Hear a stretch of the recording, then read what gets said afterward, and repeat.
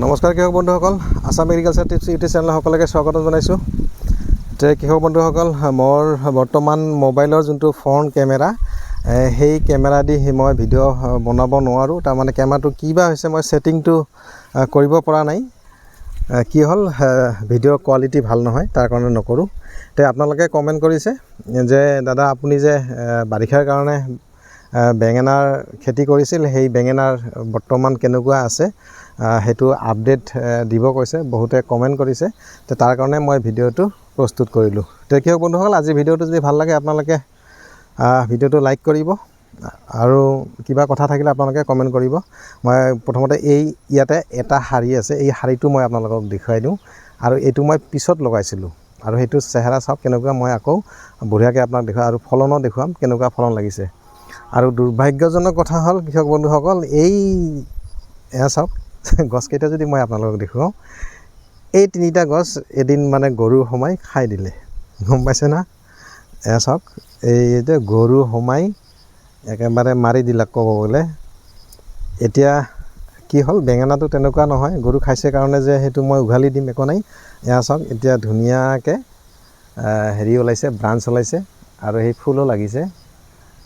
গতিকে দেৰিকৈ হ'লেও মই ইয়াৰ পৰা ফলন পাম। এইটো খাইছে, তিনিটা গছ খাইছে।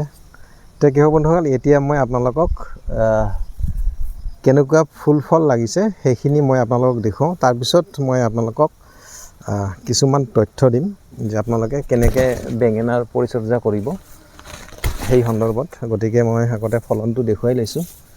ইয়াত যদি আপোনালোকে চাই, এয়া ফুল চাওক, ফুল ছেটিং এয়া চাওক। আৰু বৰ্তমান আমাৰ ফালে বেঙেনাৰ বজাৰ বৰ্তমান 40-50 টকা উঠি গৈছে। তলফালে যদি মই ফল আপোনালোকক দেখুৱাওঁ, বেঙেনাবিলাক আচলতে এনেকুৱা হয়। এইবিলাক বেঙেনা, এইটো কিবা বুঢ়া হোৱাৰ নিচিনা লাগিছে। এইবিলাক বেঙেনা লাগিছে, একদম ধুনীয়া আৰু কোনো পোক চোক লগা নাই। আৰু যদি আপোনালোকে ফুল চাই, এয়া চাওক, মানে ফুলৰ যোনটো লাগন সেইটো চাওক। আৰু খেতিত যিকোনো বস্তু হৈছে, ফুলটো হৈছে মেইন। ফুল যদি বেছিকৈ আহে, সেই গছৰ পৰা আপোনালোকে অধিক ফলন আশা কৰিব পাৰে। এয়া চাওক, এইবিলাক বেঙেনা মই অলপ তলে তলে আপোনালোকক দেখুৱাইছোঁ। এয়া চাওক, এইবিলাক কৃষক বন্ধুসকল কেনেকুৱা লাগিছে। আৰু মই শাৰীটো যদি দেখুৱাওঁ, এইটো এটা শাৰী। এয়া চাওক, মই প্ৰথমতে আপোনালোকক ওপৰ ফালে দেখুৱাই লৈছোঁ। আপোনালোকে ফুল চাওক কেনেকুৱা হাৰত ফুল আহিছে। আৰু মই কিন্তু হাৰ্ভেষ্টিং কৰি আছোঁ, বহুদিনৰ পৰা হাৰ্ভেষ্টিং কৰি আছোঁ। কিন্তু মই ক'লোৱে যে মই মাজতে ভিডিঅ' বনোৱা বন্ধ কৰাৰ নিচিনাই হৈছে, যিহেতু আপোনালোকে ভিডিঅ'বিলাক লাইক চাইক তেনেকৈ নকৰে, ভিউ কম হয়। কিন্তু ৰিচেণ্ট মই এটা ভিডিঅ' দিছিলোঁ, আপোনালোকে সেইটোত বহুতে কমেণ্ট কৰিছে যে আপুনি ভিডিঅ' বনাই যাওক, আমি লাইক কমেণ্ট কৰিম বা আপোনাৰ পৰা বহুত বস্তু আমি শিকিব পাৰোঁ। সেইটো ভাবি আকৌ মনটো অলপ হেৰি কৰিলোঁ যে নহয়, ভিডিঅ' বনাই যাওঁ, মোৰ যি আছে।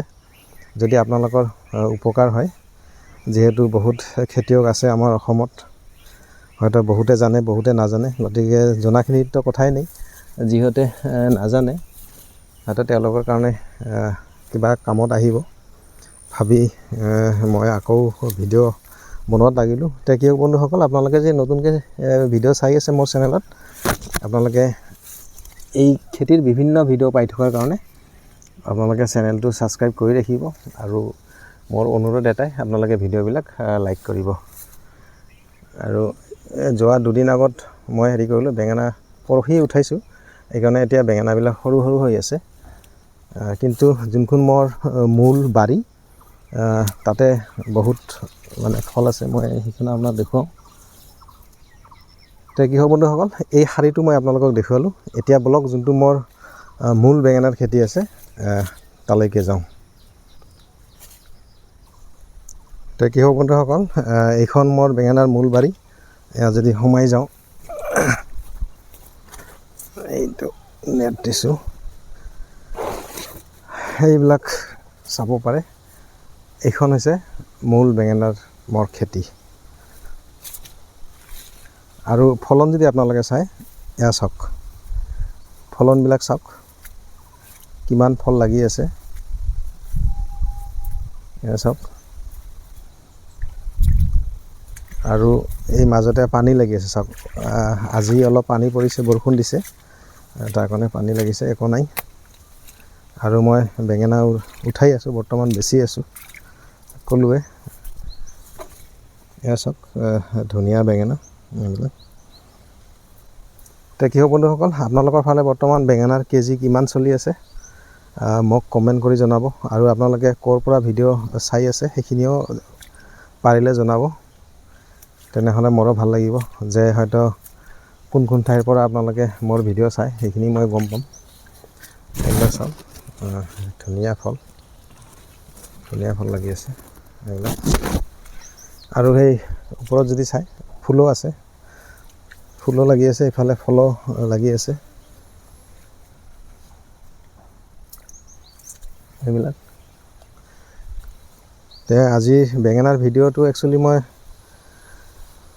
বনোৱাৰ কথা নাছিল কিন্তু পটককৈ মনত পৰি গ'ল যে কোনোবা এজনে মোক কমেণ্ট কৰিছে যে দাদা আপোনাৰ বেঙেনাৰ খেতিৰ ভিডিঅ' দিব আপডেট দিব আৰু এই গোটেই বাৰীখন যদি মই আপোনালোক দেখুৱাওঁ এনেকুৱা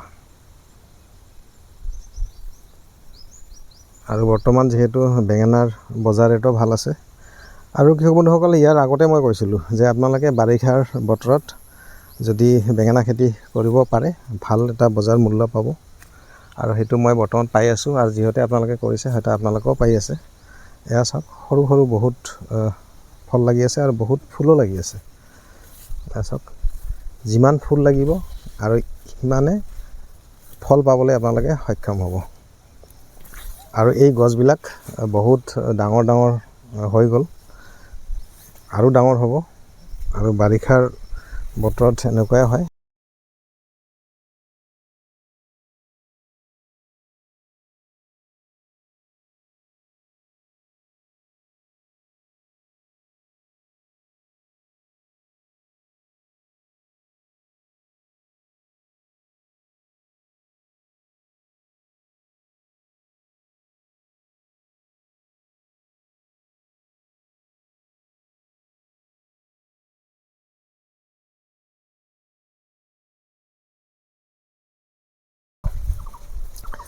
তে কৃষক বন্ধুসকল ভিডিঅ' যিহেতু কৰিলোঁ এটা দৰকাৰী কথা কৈ থওঁ যে এই বাৰিষাৰ ছিজনত একচুৱেলি মেইন সমস্যা হৈছে যে যোনটো পোক হয় বেঙেনাৰ পোক সেই পোকটো কিন্তু বহুত খেতিয়কে নিয়ন্ত্ৰণ কৰিব নোৱাৰে যাৰ ফলত কি হয় মানে যিমানখিনি লাভ হ'ব লাগে সিমান লাভ কৰিব নোৱাৰে আপোনালোক যদি 1 মন যদি আপোনালোকে বেঙেনা উঠায় তাৰে হয়তো 10 কেজি 15 কেজি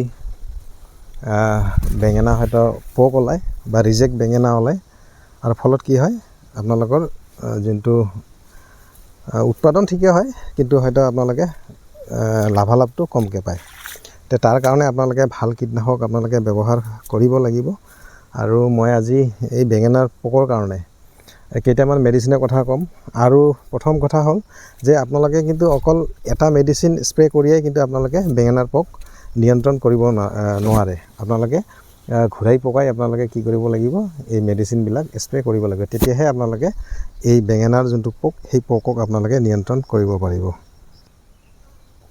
এয়া আপোনালোকে ফল যদি চাই চাওক এইবিলাক ফল লাগি আছে গতিকে কৃষক বন্ধুসকল আপোনালোকে কিন্তু কমেণ্ট নিশ্চয় কৰিব যে মোৰ এই বেঙেনাৰ ফলন কেনেকুৱা হৈছে বা আপোনালোকে চাই কেনে পালে মোক কিন্তু নিশ্চয় আপোনালোকে কমেণ্টত জনাব চাওক তামাম ফল লাগিছে আৰু এই ফলবিলাক আজি মই অলপকৈ হাৰ্ভেষ্টিং কৰিম এটা 40 কেজিমান উঠাব লাগিব নহ'লে অভাৰ হৈ গ'লে আকৌ সেইবিলাক বজাৰত ডিমাণ্ডটো কমি যায় বা গ্ৰাহকে সেইবিলাক বুঢ়া হৈছে বুলি কয় গতিকে এইবিলাক চাওক এনেকুৱা তে কৃষক বন্ধুসকল এতিয়া ভিডিঅ'টো বেছি দীঘল নকৰোঁ এতিয়া পোকৰ যোনটো দৰৱ সেই দৰৱকেইটাৰ কথা মই আপোনালোকক কৈ দিওঁ যে প্ৰথমটো হৈছে কৃষক বন্ধুসকল চিমোডিছ। 1 নম্বৰত আপোনালোকে লাগিলে লিখি লওক, চিমোডিছ আপোনালোকে প্ৰতি লিটাৰ পানীত 1 ml মিহলাই আপোনালোকে স্প্ৰে কৰিব। প্ৰথম স্প্ৰে আপোনালোকে চিমোডিছ কৰিলে, তাৰপিছত আপোনালোকে 3-4 দিন পিছত দ্বিতীয় স্প্ৰে আপোনালোকে কৰিব কৰাজেন। মই স্ক্ৰীনত দিছোঁ কৰাজেন। এইটো 10 ml এটা হেৰি পায়, পাউচ পায় বা বটল পায়, সৰুকৈ বটল। সেইটো আপোনালোকে 30 লিটাৰ পানীৰ কাৰণে actually 5 ml, only 5 ml 15 litre পানীত দি স্প্ৰে কৰিব। তাৰপিছত আপোনালোকে নেক্সট কৰিব কি, আদামা কোম্পানীৰ বেৰাজাইট। আদামা কোম্পানীৰ বেৰাজাইট লৈ ল'ব, আৰু নহ'লে UPL কোম্পানীৰ গুন্থাৰ। এই দুটাই একে বস্তু, একে কেমিকেল কম্পজিশ্যন। আপোনালোকে বেৰাজাইট ল'ব আৰু নহ'লে আপোনালোকে UPL কোম্পানীৰ গুন্থাৰ ল'ব। তাৰ লগত কি কৰিব, কাৰ্টাপ হাইড্ৰক্লৰাইড 50%। আপোনালোকে কেলডন নামেৰে পাই যাব বা কিবা কিবি নামেৰে পাই যাব, কিন্তু আপোনালোকে টেকনিকেলটো যোনটো টেকনিকেলটোৰ কথাটো আপোনালোকে মনত ৰাখিব, সেইটো হৈছে কাৰ্টাপ হাইড্ৰক্লৰাইড। আপোনালোকে যদি ঔষধৰ দোকানত, এই সাৰ বীজৰ দোকানত যদি কয়, সিহঁতে নিশ্চয় জানিব যে কাৰ্টাপ হাইড্ৰক্লৰাইড থকা কি কোম্পানীৰ কি মেডিচিন আছে সেইটো দিয়ক। সেইটো আপোনালোকে কি কৰিব, সেই বেৰাজাইট নাইবা যোনটো মই গুন্থাৰৰ কথা ক'লোঁ তাৰ লগত মিক্স কৰি আপোনালোকে স্প্ৰে কৰিব। আৰু বেৰাজাইট আপোনালোকে প্ৰতি লিটাৰ পানীত আপোনালোকে কি কৰিব 2 ml। আৰু যোনটো কাৰ্টাপ হাইড্ৰক্লৰাইড এইটো পাউডাৰ হয়, এইটো আপোনালোকে তেনেকৈ প্ৰতি লিটাৰ পানীত 2 গ্ৰামকৈ বা আপোনালোকে 15 লিটাৰ পানীত আপোনালোকে 25 গ্ৰাম দি আপোনালোকে স্প্ৰে কৰিব। আপোনালোকে এই 3টা মেডিচিনৰ কথাই মই ক'লোঁ, বিশেষ আৰু একো তেনেকৈ নকওঁ। গতিকে এই 3টাই যদি আপোনালোকে ঘূৰাই পকাই, 3টা নহয় একচুৱেলি 4টা মই কৈছোঁ, ঘূৰাই পকাই আপোনালোকে যদি স্প্ৰে কৰে, আপোনালোকৰ বেঙেনাৰ যোনটো পোক সেই পোক আপোনালোকে নিয়ন্ত্ৰণ কৰিব পাৰিব। আৰু তাৰ লগত কি কৰিব কৃষক বন্ধুসকল, ইমামেক্টিন বেনজয়েট। ইমামেক্টিন বেনজয়েট থকা যিবিলাক কীটনাশক, এইবিলাক আপোনালোকে কি কৰিব, যেতিয়া কৰাজেন স্প্ৰে কৰিব, সেই কৰাজেনৰ লগত তাতে দি প্ৰতি লিটাৰ পানীত যদি আপোনালোকে 1 গ্ৰামো কৰি দিয়ে, সেই হিচাপত যদি দিয়ে, 15 লিটাৰ যদি পানী লয় আপোনালোকে 15 গ্ৰাম লৈ ল'ব। তাৰপিছত আপোনালোকে কৰাজেন লৈ ল'ব। এনেকৈ অকল এটা মেডিচিন নহয়, আপোনালোকে কমেও 2টা মেডিচিন একেলগে কৰি আপোনালোকে যদি স্প্ৰে কৰে, তেতিয়াহে আপোনালোকে ভাল ৰিজাল্ট পাবলৈ সক্ষম হ'ব।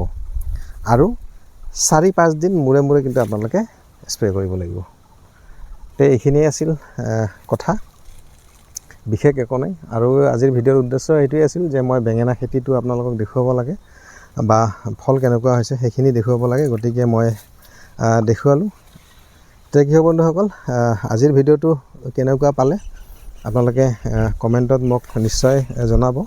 আৰু যদি কিবা কথা জানিব লগা থাকে আপোনালোকে মোৰ লগত কণ্টেক্ট কৰিব পাৰে। মোৰ ফোন নম্বৰটো মই কৈ দিছোঁ, 9101127543।